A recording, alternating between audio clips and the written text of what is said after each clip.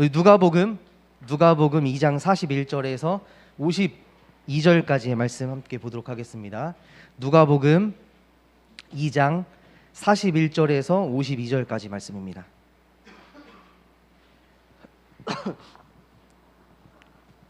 우리 한 절씩 교독하도록 하겠습니다. 그의 부모가 해마다 6월절이 되면 예루살렘으로 가더니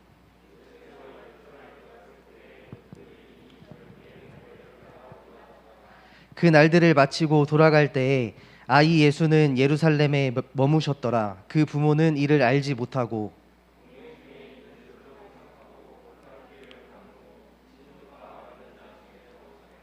만나지 못함에 찾으면서 예루살렘에 돌아갔더니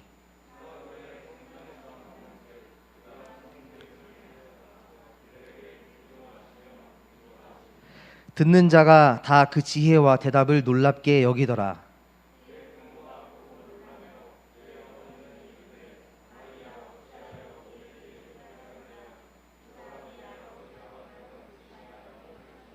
우리 마지막 절 함께 읽겠습니다. 예수께서 이르시되 어찌하여 나를 찾으셨나이까? 내가 내 아버지 집에 있어야 될 줄을 알지 못하셨나이까? 하시니. 자, 제가 몇 절까지라고 했죠? 네, 50절부터 52절까지 하겠습니다. 그 부모가 그가 하신 말씀을 깨닫지 못하더라.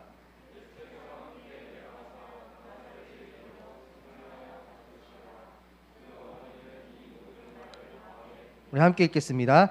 예수는 지혜와 키가 자라가며 하나님과 사람에게 더욱 사랑스러워 가시더라. 아멘. 자, 여러분, 제가 지금 52절까지 우리 오늘 함께 말씀을 생각해 보려고 하는데 실수를 했잖아요. 그죠? 제가 지난주에 우리 청년부 설교를 쓴 걸 저장을 안 했는데 다 날라갔어요. 보통 설교를 제가 쓰면 8장에서 9장을 쓰거든요.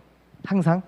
근데 저의 항상 설교 쓰는 패턴이 어떻게 되냐면 주일이나 월요일 저녁, 월요일쯤에 다음 주 본문을 생각하고 이제 한글에다가 저장을 해놔요. 이름을. 그리고 이제 일주일 동안 설교를 막 씁니다. 책도 보고 뭐 성경도 보고 연구하고 기도도 하고 성경 하다가 한 목요일쯤 돼서 이 설교문을 토대로 우리 여러분들이 보고 있는 PPT를 만듭니다. 하루 정도. 그리고 나서 이제 저장은 되어 있었겠죠. 그리고 나서 토요일 뭐 또 주일 아침까지 계속 설교문을 읽어보면서 또 수정할 거 있으면 수정하고 여기 우리 청년부 올라오기 전에 제가 이제 한글 파일을 PDF로 변환을 해서 이제 패드에다 집어넣고 이제 올라오는 거예요. 자, 그런데 지난주 이제 목요일 날 제가 PPT를 다 만들고 그 다음 날 교회에 왔는데 컴퓨터가 꺼져 있는 거예요. 컴퓨터가 꺼져 있었고 난 저장을 했는 줄 알았지. 그런데 찾아보니까 파일이 없었어요. 그래서 이걸 어떻게 해야 되지? 다시 써야 되나? 근데 생각도 잘 안 나고 PPT는 일단 만들어 놨고 그래서 일단 다시 안 쓰기로 했어요. 9장을 언제 다 써? 다시 하루 만에.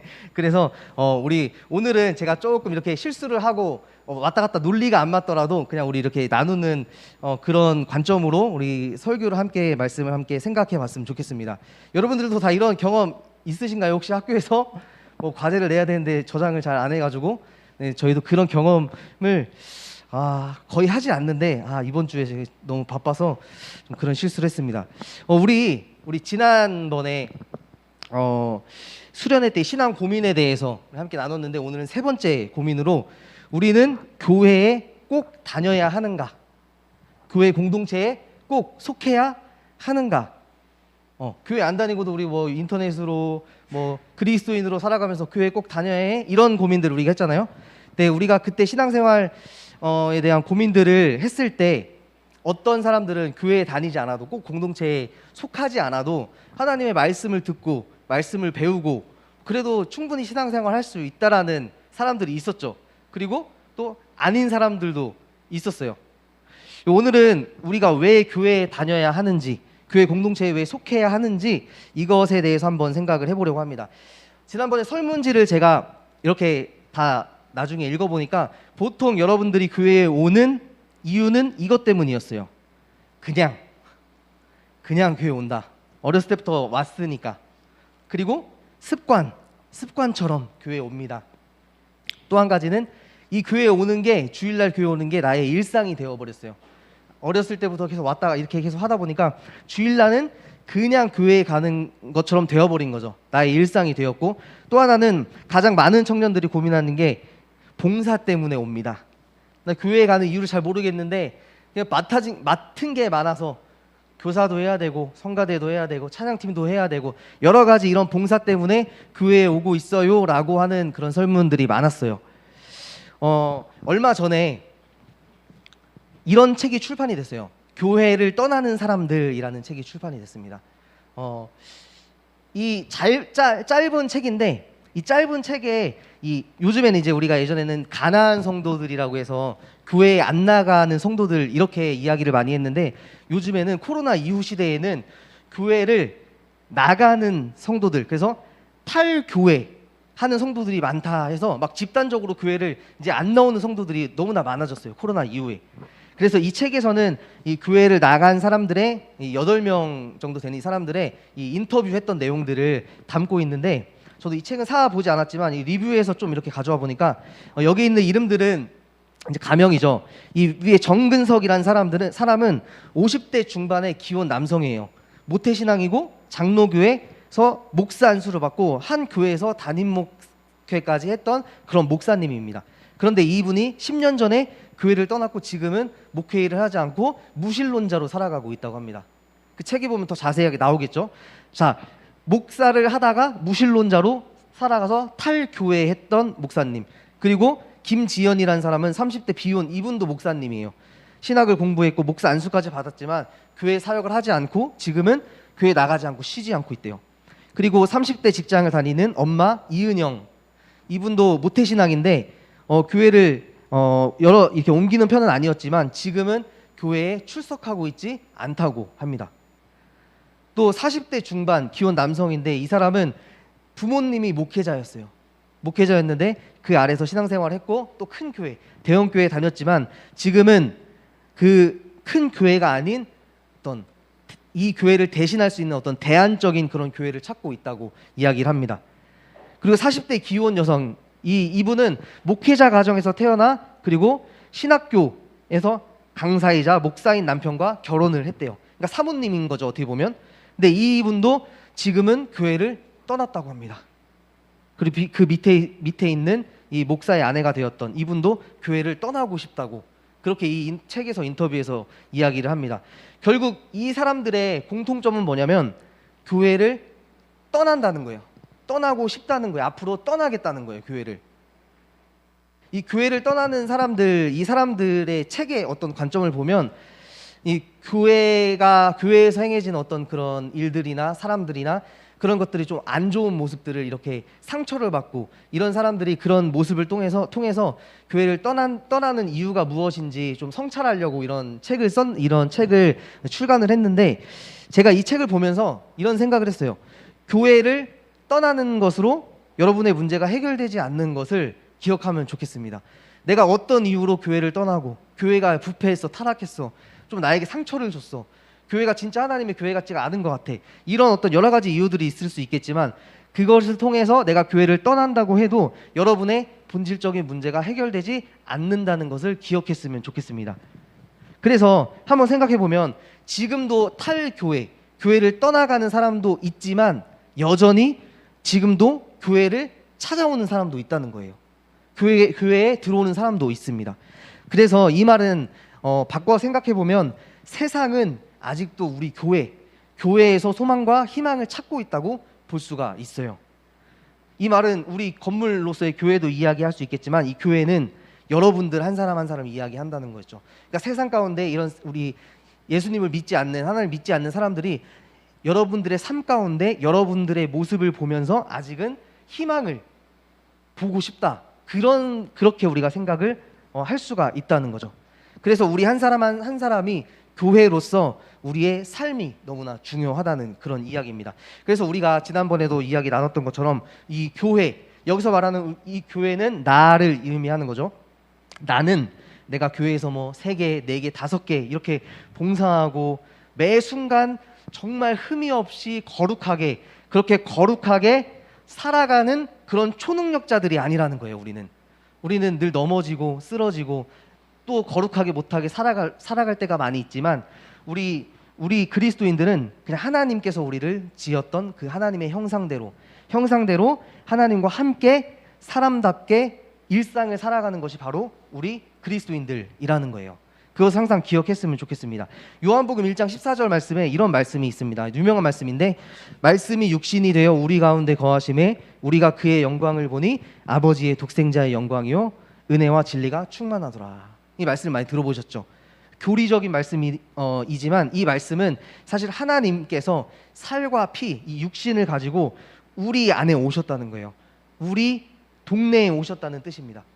유진 피터스는 이렇게 번역해요. 우리가 사는 곳에 하나님께서 예수님으로 해서 우리 동네에 오셨다. 그러니까 여러분들이 율량동에 살면 율량동에 예수님께서 오셨다는 거예요. 하나님께서 여러분들의 집에, 여러분들의 학교에, 여러분들의 사업장에, 여러분들의 바로 옆에 예수님께서 계신다는 거예요.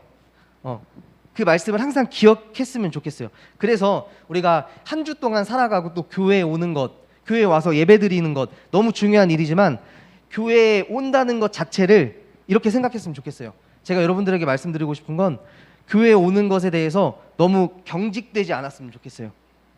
교회에 오면 좀 약간 이렇게 뭔가 이렇게 체계가 있고, 교회라는 그 집단 자체가, 공동체 자체가 우리에게 너무나 많은 것을 경직되는 그런 것을 요구하는 그런 집단이기도 합니다. 그런 공동체이기도 해요.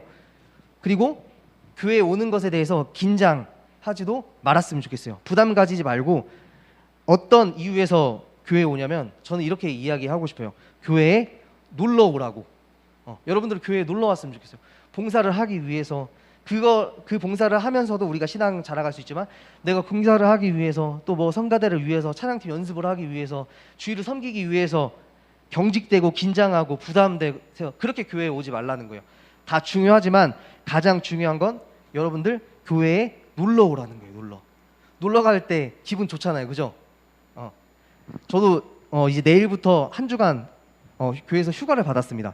휴가를 받아서 이제 계속 일을 하다가 놀러 간다고 생각하니까 너무 좋잖아요. 좋은 거예요. 휴가와 놀고 이런 건 너무나 좋은 거죠, 우리에게. 그러니까 여러분들이 교회에 올 때도 나 교회에 놀러 간다, 이 생각을 하고 교회에 왔으면 좋겠습니다. 그래서 오늘 말씀을 통해서 우리가 교회에 왜 놀러 와야 하는지에 대해서 우리가 조금 생각을 해보려고 해요. 우리 41절 말씀에 보면, 그의 부모가 해마다 6월절이 되면 예루살렘으로 갔다, 이렇게 말씀을 하고 있어요. 예수님의 부모죠. 그리고 42절 말씀에 보면 12살 시절 예수님께서도 그들의 절기의 관례를 따라 예루살렘에 올라갔다, 이렇게 말씀하고 있어요. 여기서 이 관례라고 하는 것은 습관이라고 하는 말이에요. 습관. 절기의 관례대로, 습관에 따라 예루살렘에 올라갔다라고 이야기를 합니다. 예수님께서도 우리식으로 말하면, 우리는 기독교 모태신앙이라고 말할 수 있지만, 예수님은 태어나자마자 유대인으로 태어나셨기 때문에 유대교 모태신앙이었다고 말할 수 있어요. 그리고 그의 부모님을 따라서 예루살렘 성전에, 지금으로 말하면 교회에, 그렇게 습관처럼 부모님을 따라서 교회에 올라갔다라고도 볼 수 있다는 거죠. 자, 그런데 중요한 것은 예수님께서 이렇게 12살 시절에 이 말씀이 나오는 건 그 전까지도 예루살렘 성전에 올라갔겠지만, 습관처럼 성전에 올라가셨던 예수님께서 갑자기 없어지셨어요. 12살 때. 우리 43절부터 45절 말씀 한번 읽어보겠습니다. 시작. 그 날들을 마치고 돌아갈 때에 아이 예수는 예루살렘에 머무셨더라. 그 부모는 이를 알지 못하고 동행 중에 있는 줄로 생각하고 하룻길을 간 후 친족과 아는 자 중에서 찾되 만나지 못하매 찾으면서 예루살렘에 돌아갔더니, 라고 말씀하시죠. 성전에 갔다가 습관대로 부모님과 함께 성전에 갔다가 당연히 다시 집으로 돌아와는 예수님께서 없어지신 거예요. 가족들도 같이 동행 중에 있는 줄 알고 오다가 보니까 예수님이 없었어요. 12살 예수님이. 그래서 다시 성전에 찾아갔는데, 거기에서 예수님께서 뭘 하고 계셨냐면, 성경에도 나오지만 우리 이스라엘에 보면 그때 예수님이 사셨던 당시에나 지금이나 이런 곳이 있어요. 예시바라고 하는 곳이 있어요. 예시바. 여기는 뭐냐면 성경을 배우는 학교, 성경을 배우는 학교입니다. 여러분은 하브르타라고 들어보셨어요? 하브르타? 이렇게 교육 어떤 교육계나 이런 데 있으면 하브르타 교육 이렇게 하잖아요. 이제 이 하브르타라는 이 유대인들의 전통적인 어떤 교육 방법인데, 이 하브르타라는 것은 원래 하베르라는 이 히브리어가 친구, 동료, 뭐 우정 이런 뜻을 이렇게 의미하는 단어예요. 하베르라는 단어에서 하브르타라는 교육 방법이 생겨났습니다. 이 하브르타라는 교육 방법은 뭐냐면, 여러분들 이렇게 두 사람 혹은 세 사람이 모여서 막 떠들면서 시끄럽게 떠들면서 하나님에 대해서 서로 이야기하는 거예요. 나는 이런 하나님 이렇게 생각해. 그럼 저쪽에서 또 나 이렇게 생각해 하면서 성경을 막 찾아가면서 이렇게 하나님에 대해서 배우는 것이 바로 하브르타 교육법이에요. 예수님께서 지금 성전에서 선생님들, 즉 당시 랍비라고 하는 이 선생님들과 함께 앉아서 뭘 하고 있는 거냐면 하브르타를 하고 있는 거예요. 이 하브르타는 누구랑 하는 거라고 했죠? 친구랑 하는 거예요. 친구랑. 이 예수님께서 지금 선생님을 친구로 삼아서 하브르타, 하나님에 대해서 묻기도 하고 듣기도 하고, 성전에서 하는 건 뭐였냐면 하나님에 대해서 묻기도 하고 듣기도 하는 거라는 거예요. 우리 교회에서 하는 것도 마찬가지예요. 하나님에 대해서 묻기도 하고 듣기도 하는 것이 우리 교회의 본질, 하나님의 말씀을 듣는 것이 교회의 본질이라는 거예요. 자, 그래서 중요한 것은 우리가 지난번에도 이야기했지만, 우리가 이 교회 공동체에 꼭 속해 있고 참여해야 하는 이유는 우리가 살아가는 모든 인생들을 이해하는 해석 공동체가 바로 교회라는 거예요. 여러분들이 돈을 어떻게 써야 하는지, 또 뭐 결혼을 어떻게 해야 하는지, 직장은 어떻게 다녀, 사람들 관계는 어떻게 해야 하는지, 이런 모든 것들을 해석하고 이해시키고 하나님의 가치관대로 우리가 배우고 나아가는 그 공동체가 바로 이 교회 공동체, 해석 공동체이기 때문에 여러분들은 교회에 꼭 속해 있어야 한다는 거죠. 그리고 두 번째로는, 여러분들은 교회 공동체에 속해야 하는 두 번째 이유는 예배 드리는 공동체이기 때문이에요. 주일날 우리가 와서 하나님께 예배 드리잖아요. 봉사도 하고 여러 가지 하지만 가장 중요한 것은 하나님께 예배를 드리는 공동체이기 때문에 우리는 교회에 속해야 한다라고 볼 수 있습니다. 예수님께서 하셨던 이 하브르타, 선생님들에게 듣기도 하고 묻기도 했던 이 하브르타의 핵심은 하나님에 대해서 알아가는 놀이라는 거예요. 이거 하나의 놀이예요, 놀이. 그래서 하브르타의 중심은 하나님이라는 거예요. 하나님. 우리가 막 토론하고 이런 것들, 이스라엘의 이런 교육법이 되게 유행하고 또 막 교육이 높다고 해서 한국에서도 여러 나라에서 이런 걸 교육법을 가지고 와서 막 이렇게 하는데, 사실 중요한 건 하나님에 대해서 말하는 것이 하브르타인데, 그냥 와서 이 방법론만 가지고 와서 막 발표하는 거, 서로 토론하는 거, 이런 것들만 막 이제 가르치잖아요, 우리 세상에서. 네, 하브르타의 중요한 것은 하나님에 대해 알아가는 놀이라는 거예요. 친구들과 함께 떠들면서 하나님을 알아가는 놀이가 바로 하브르타라는 것입니다. 그런데 장애물이 있어요. 장애물. 아무리 이렇게 하고 싶어도 여러분들 교회에 와도 이 하브르타, 하나님에 대해서 듣기도 하고 묻기도 하고 노는 사람이 없어. 우리 가운데 다들 하나님에 대한 관심도 없고 의미도 없고 매주 예배가 무사히 끝나기만을 기다리는 어떤 그런 신앙의 어떤 신앙인이 우리가 되어 버렸어요. 어떻게 해야 될까요? 하나님께서는 우리를 교회 공동체로도 부르셨지만 중요한 것은 여러분들 한 사람 한 사람을 교회로 부르셨다는 게 중요합니다. 여러분들 한 사람 한 사람 교회라는 거예요. 예나가 교회라는 거야. 그래서 우리 교회의 분위기가 어떻든, 그 공동체의 분위기가 어떻든 나는 하나님께 나아가야 된다. 나는. 예를 들면 배가 엄청 고픈데 옆 사람이 다이어트 한다고 밥을 안 먹고 있어요. 한 3일째 안 먹고 있어. 그렇다고 하면 나도 그냥 먹지 말아야 될까요? 나는 배가 고픈데 다이어트 할 필요가 없고 나는 먹어야겠죠. 나는 먹어야 되는 거예요. 만약에 그리고 회사에서 퇴근 시간이 되었어. 퇴근 시간이 됐는데 옆에 있는 이 사람이 근무 시간에 탱자탱자 놀다가 이제 한 5시, 6시 돼서 퇴근 시간이 다 돼서 그때부터 막 이제 일을 합니다. 야근을 해요. 그렇다고 해서 나는 일 다 끝냈는데 이 사람이 야근한다고 해서, 사람들이 야근한다고 해서 나도 거기서 야근을 해야 될까요? 나는 내 업무를 마쳤으니까 퇴근해야죠. 여러분도 마찬가지예요. 우리 교회 공동체가, 또 많은 교회들이 하나님에 대해 관심도 없고 의미도 없고 예배에 관심도 없다고 한다고 그런 분위기가 있다고 해서 나도 그렇게 되어버리면 안 된다는 거예요. 각자는 하나님 앞에 나아가야 한다는 겁니다. 그게 여러분들의 믿음의 길이라는 것을 함께 기억했으면 좋겠어요.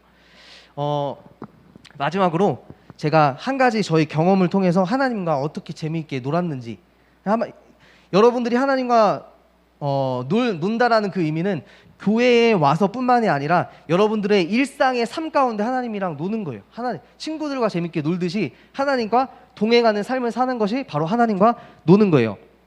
저는 어렸을 때부터, 태어났을 때부터 모태신앙이었어요. 그러니까 태어나 보니까 교회를 다니고 있었던 거죠. 모태신앙으로 거의 20년을 넘게 이렇게 지내다가 대학교에 들어갔는데, 하나님에 대해서 내가 20년 동안 넘게 교회는 다녔지만 하나님이 어떤 분이신지는 전혀 몰랐어요. 그냥 지식적으로만 알았어요. 그런데 제 친구 중에 한 3년 정도 교회 다녔던 친구가 있었어요. 근데 그 친구가 이렇게 신앙생활 하는 걸 보니까 막 기도도 열심히 하는 것 같고 찬양도 나보다 더 이렇게 진심으로 하는 것 같고, 이 친구는 너무 열심히 신앙생활을 하는 것처럼 보이는 거예요. 나랑 다른 신앙생활을 하는 것처럼 보이는 거예요. 그래서 제가 신앙에 대한 회의가 왔어요. 그래서 나도 하나님 좀 알고 싶다. 이 신앙생활을 하는데 좀 즐겁게 하고 싶다. 이런 생각이 들어서 그때 이제 무슨 마음이 들었냐면, 그래, 나도 이제 새벽 예배라는 것을 한번 가봐서 하나님께 기도를 한번 좀 해봐야겠다. 이런 생각을 하고 새벽 예배에 가기 시작을 했습니다. 그리고 하나님께 이렇게 기도했어요. 하나님, 제가 하나님을 20년 이상 교회를 다녔고 했는데 하나님 모르겠어요. 하나님 알고 싶습니다. 하나님 만나고 싶어요. 그렇게 그 기도만 거의 한 달 정도를 한 것 같아요. 뭐 좀 빠질 때도 있었지만 계속 새벽 예배 갈 때마다 하나님 만나게 해주세요. 알게 해주세요. 이렇게 기도했어요. 그리고 나서 거의 한 달 정도 지난 후에 저에게는 여동생이 한 명 있어요. 여동생이 있는데 그 여동생이 이제 교회에서 찬양팀에서 이 건반 반주를 키보드를 하는데, 거기 동생이 속해 있던 찬양팀에서 저기 괴산에 있는 어떤 교회에서 찬양 집회를 한다고 주일 오후에 저한테 이제 태워달라고 그러는 거예요.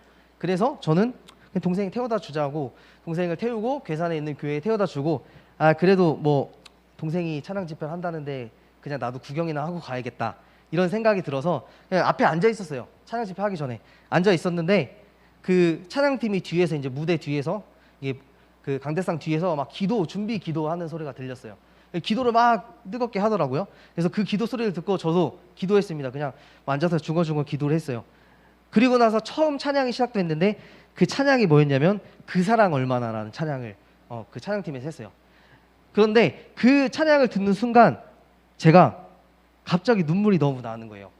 그 찬양, 이제까지 나도 찬양팀에서 불렀고 교회에서 많이 불렀던 찬양인데 그 찬양을 듣는 순간 갑자기 하염없이 눈물이 나는, 그러면서 마음속에 그런 걸 깨닫게 됐어요. 하나님께서 예수님을 우리에게 보내주시고 예수님께서 진짜 내 죄를 위해, 성경에서 나오는 게 아니라 나를 위해서 죽으셨구나, 내 죄를 용서해 주셨구나라는 게 이제 마음으로 믿어지게 되었어요.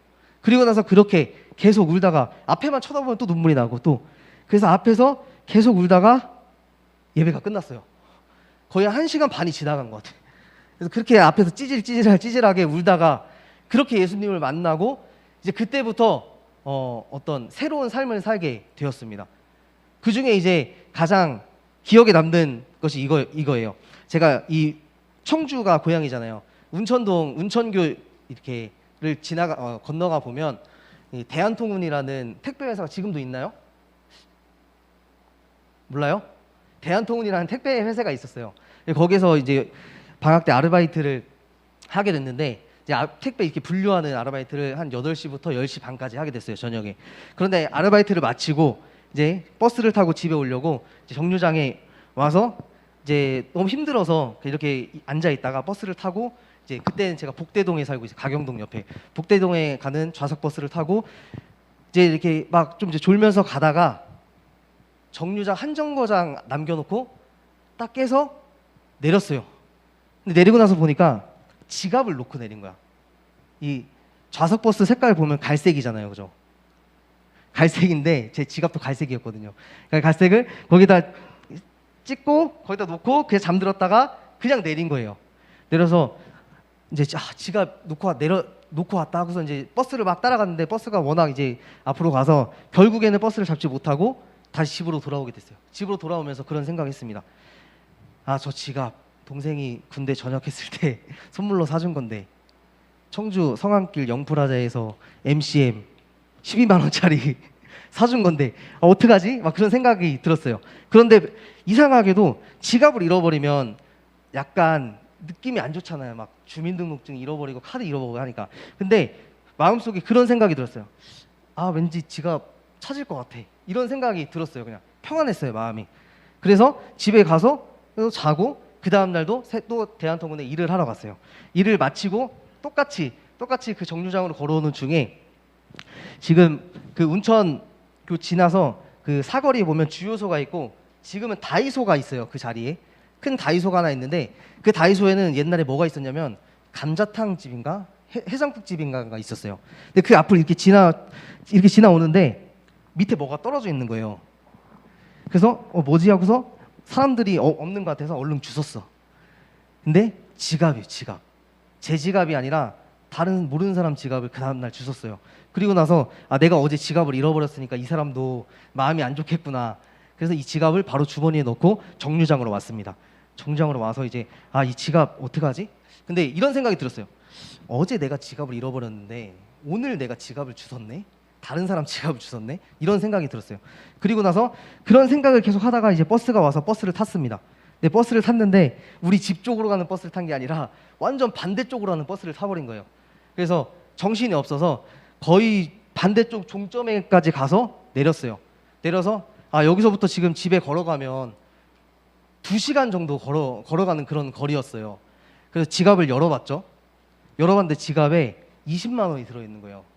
그래서 이 지갑에 20만 원을 보고 고민을 많이 했습니다.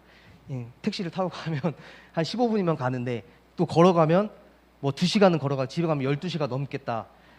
어떻게 했을까요? 네? 어떻게 했을까? 걸어갔어요. 아, 이거는 그러니까 뭔지 모르게 그냥 걸어갔어요. 내 게 아니니까. 12시가 넘어서 집에 들어가서 이제 불을 켜고 지갑을 이렇게 뒤져봤어요. 뒤져봤는데 뭐 거기 명함도 있고 카드도 있고 뭐 주민등록증도 있고 보니까 대한통운에 있는 어떤 과장님 명함이 있고 그 사람 이름이 그 주민등록증이 있고 그 사람 지갑이었던 거예요. 대한통운 과장. 제가 일에 알바했던 곳의 과장님이었어. 근데 생각해 보니까 거기 이제 회식 끝나고 거기서 회식을 하고 앞에다 떨어뜨린 것 같아요. 그리고 나서 이제 제가 주웠는데 그리고 나서 제가 거기 있는 전화번호를 가지고 이제 문자를 남겼습니다. 지갑을 주웠다. 그러니까 내일 어디로 오시면 제가 지갑을 드리겠다. 이렇게 이제 문자를 남기고 잠을 청했습니다. 잠을 청하고 아침에 문자를 확인해 보니까 이제 전화가 왔어요. 그 사람은 자기가 지갑을 잃어버렸는지도 모른대요.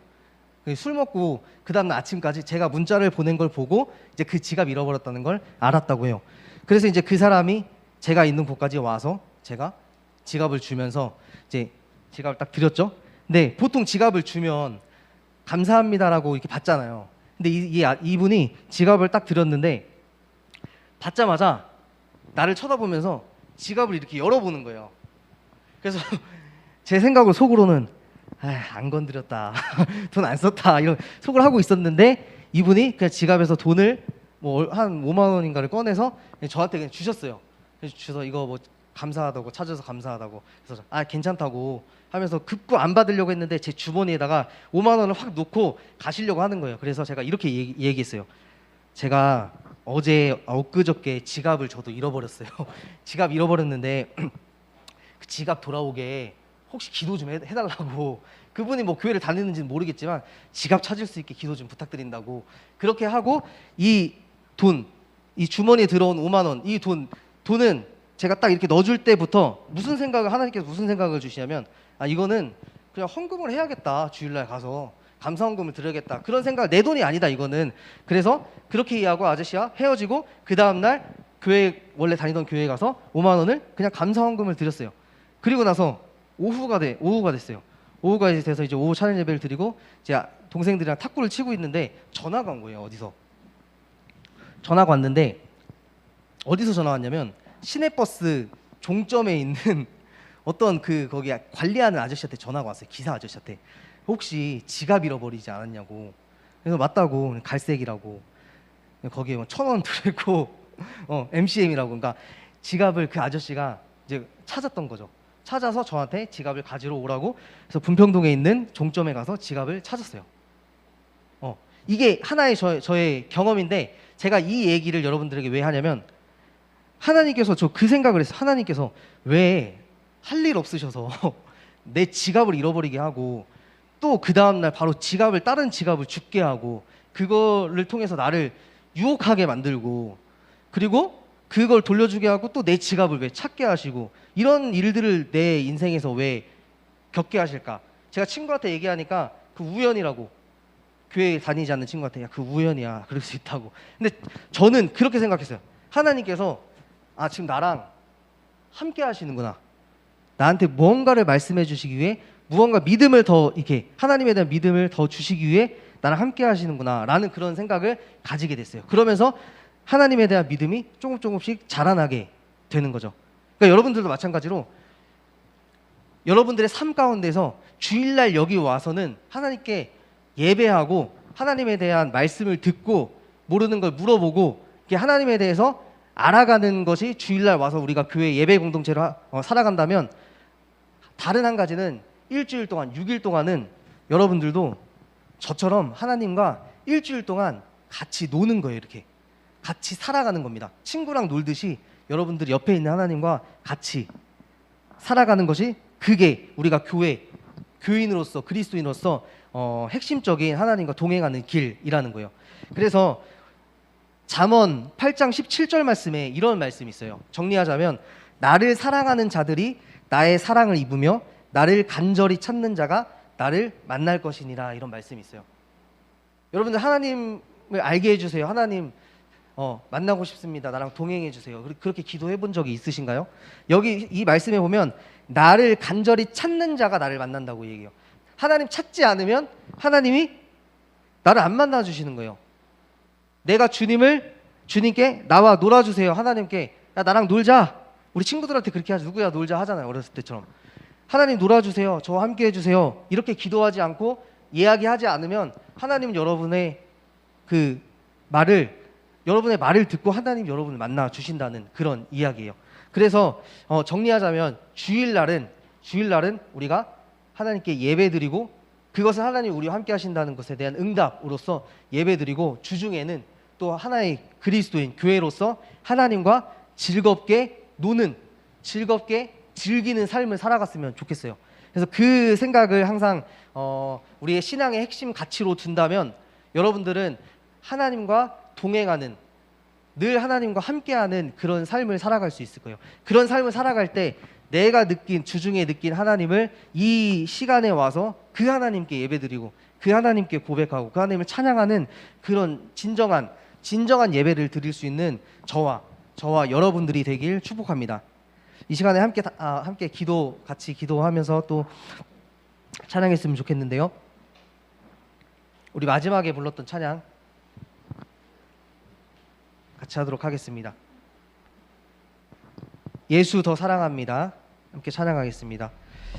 우리가 이 시간 함께 찬양할 때 하나님께서 여러분들을 아시지만, 여러분들 한 사람 한 사람 이름을 다 아시지만 하나님은 인격적인 분이시라고 하잖아요. 하나님은 인격적인 분이시라서 하나님이 여러분들을 알지만 여러분들이 하나님을 찾지 않고 여러분들이 하나님께 다가가지 않고 여러분들 하나님을 모른다고 하면 하나님께서도 여러분들 그렇게 똑같이 대해주시는 거예요. 인격적이라는 게 그거잖아요. 사람과 사람의 관계, 내가 잘하면 그 사람도 나에게 잘해주는 거고, 나에게 요청하면 내가 들어주는 거고, 하나님도 마찬가지십니다.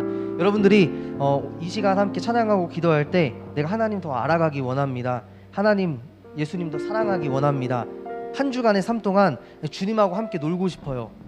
하나님과 함께 노는 그런 삶, 친구들과의 삶도 중요하지만 얼마나 신기해요. 지갑을 잃어버리게 하고 찾게 하시고 그걸 통해 하나님을 알게 하시고, 하나님 재밌으신 분이십니다. 그런 재미를 나의 신앙 가운데도 느끼게 해주세요. 그런 마음으로 시간 함께 먼저 찬양 드리도록 하겠습니다. 함께 고백합시다. 예수 사랑합니다. 사랑합니다. 온 마음 다하여 오직 주님 한 분만 우리 함께 찬양합시다. 우리 손 들고 우리 예수님 더 사랑하겠다고 고백하며 나아갑시다. 예수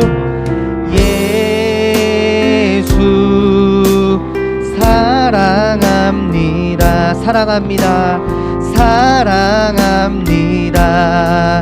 온 마음 다하여 오직 주님 한 분만 저리 더 원합니다. 아멘. 넘쳐나네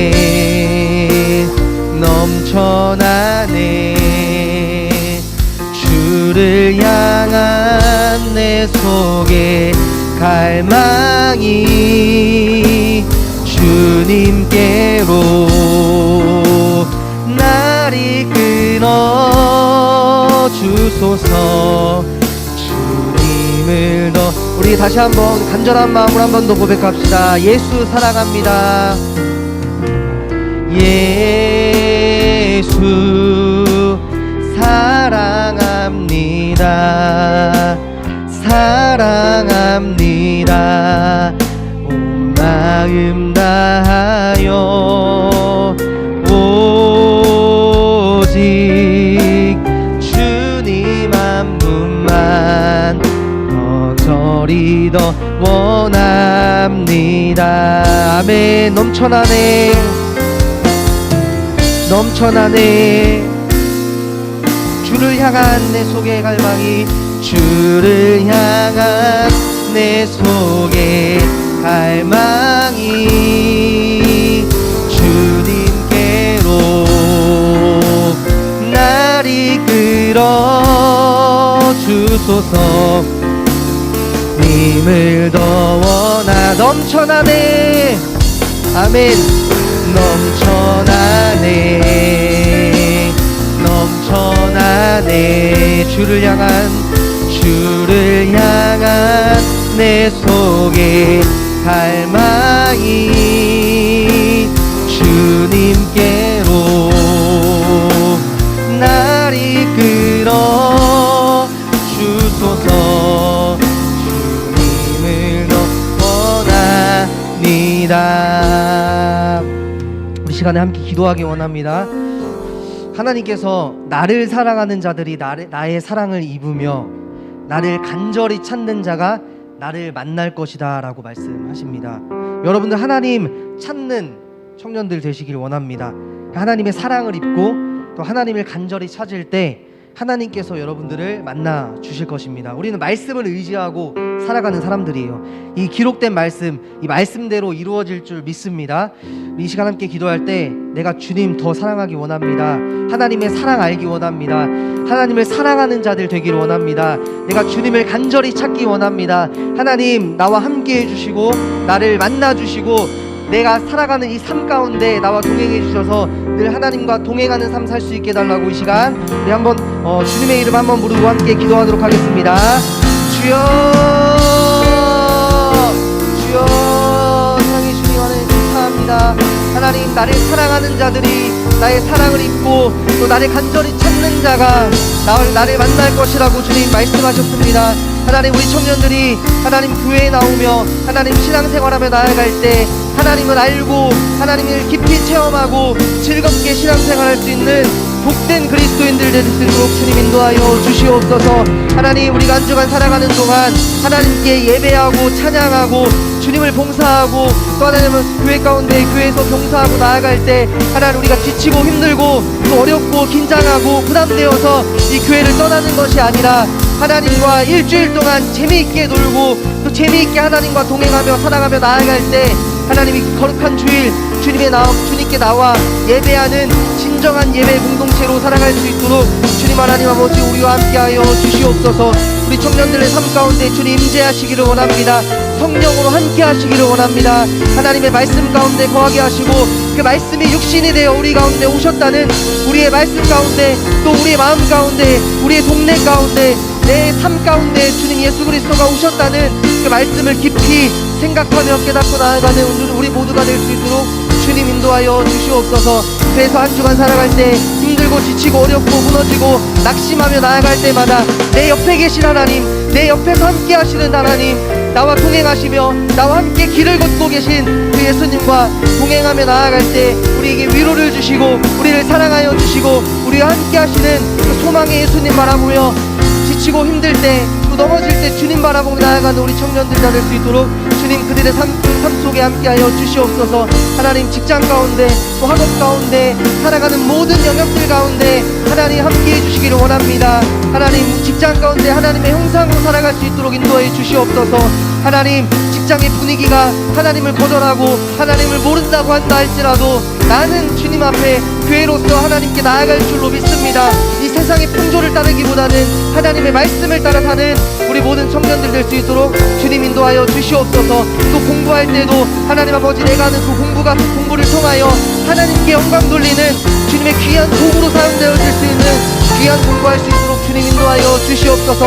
나의 의를 드러내고 하나님 나를 높이 세우려는 그런 학업이 아니라 하나님께 영광 돌리며 하나님의 의에 쓰임받는 그런 귀한 학업 될 수 있도록, 그런 학업의 장 될 수 있도록 주님 인도하여 주시옵소서. 우리 청년들의 마음 가운데 하나님을 찾을 수 있는, 하나님께 기도하며 나아갈 수 있는 성령의 기도의 영을 부어주셔서 늘 주님 앞에 헌신하며 기도하며 주님과 친구 삼아 나아가는 우리 청년들 될 수 있도록 주님 인도하여 주시옵소서. 사랑해 주님, 감사합니다. 오늘도 하나님께 예배할 수 있도록 믿음 허락하여 주신 은혜를 참으로 감사드립니다.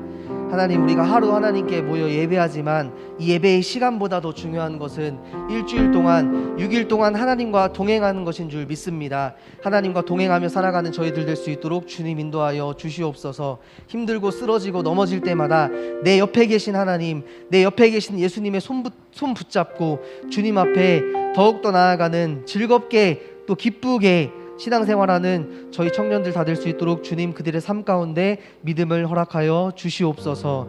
감사드리며 예수 그리스도의 이름으로 기도드립니다.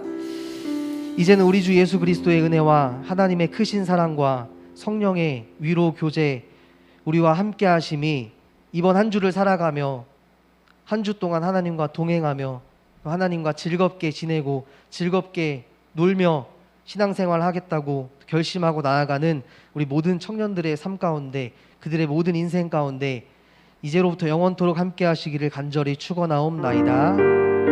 아멘. 우리 함께 하신 하나님께 영광의 박수 올려드리겠습니다.